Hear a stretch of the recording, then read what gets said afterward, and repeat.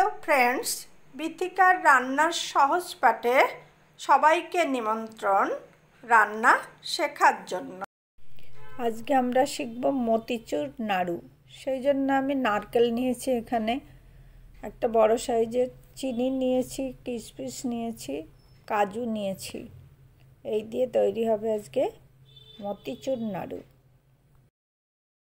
প্রথমে আমি এই কাজুগুলো ভালো করে শুকনো খোলায় ভাজা করব, তেল দেব না, এমনি শুকনো খোলায় একটু ভাজা করে নেব।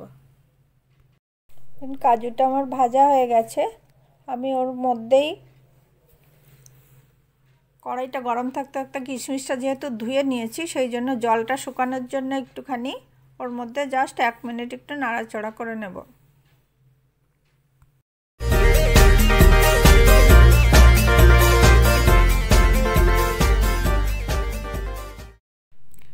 এখানে এবার আমি কড়াইটা ধুয়ে বসিয়ে দিয়েছি, এর মধ্যে আমি অল্প করে একটুখানি জল দিয়ে দিলাম।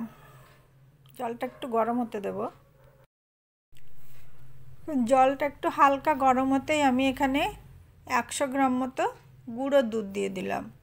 গুঁড়ো দুধটা ভালো করে ওই জলের সঙ্গে আমি গুলে নেব।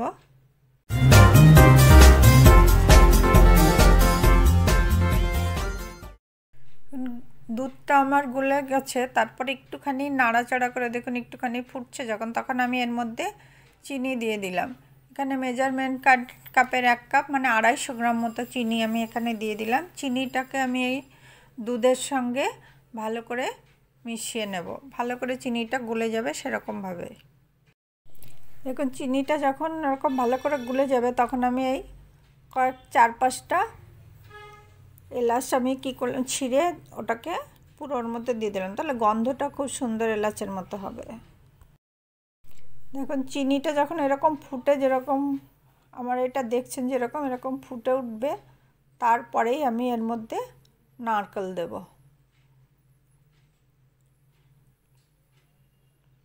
নারকেলটা আমি দিয়ে দিলাম। আমি যেটা নারকেলটা কুড়িয়ে নিয়েছিলাম, একটা নারকেল, সেটা এবার দিয়ে এর মধ্যে নাড়তে থাকবো, কিন্তু সমানে নাড়তে থাকবো যাতে নিচে না লেগে যায়।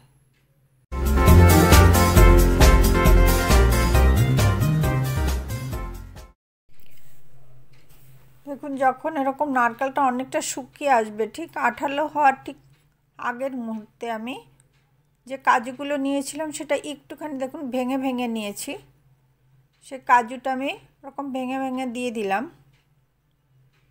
আর এর মধ্যে যে কিশমিশগুলো আমি শুকিয়ে নিয়েছিলাম আর কি, জল থেকে ভাজা করে একটু, সেটাও দিয়ে দিলাম। কারণ জল শুদ্ধ দিলে এটার আবার তখন জল হয়ে যাবে, সেই জন্য আমি ওগুলো শুকনো করে নিয়েছি। এবার এগুলো ভালো করে মিশিয়ে নিতে হবে। দেখুন নাড়ুর পাক এসে গেছে, আমি এটাকে অফ করে দিয়েছি। আর এরকম করে হাতে একটুখানি ঘি লাগিয়ে নিয়ে এরকম করে নাড়ুগুলো তৈরি করতে হবে। প্রথমে একটুখানি দেখুন টাইট হয়ে যাচ্ছে, এরকম করে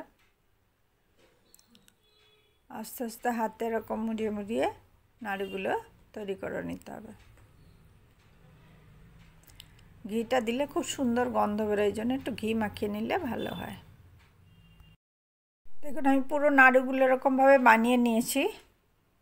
এবার কিছুক্ষণ হাওয়ায় রেখে এটাকে শুকিয়ে একদম শক্ত হয়ে যাবে। এরকম নতুন ধরনের নাড়ু একবার বানিয়ে দেখবেন, খুব টেস্টি আসবে। নর্মাল নাড়ুর থেকে এই নাড়ুটা অন্যরকম টেস্ট আসবে। এরকম সহজ সরল নতুন নতুন পদ্ধতির রান্না নিয়ে আবার আসবো আমি আপনাদের সামনে। Thank you.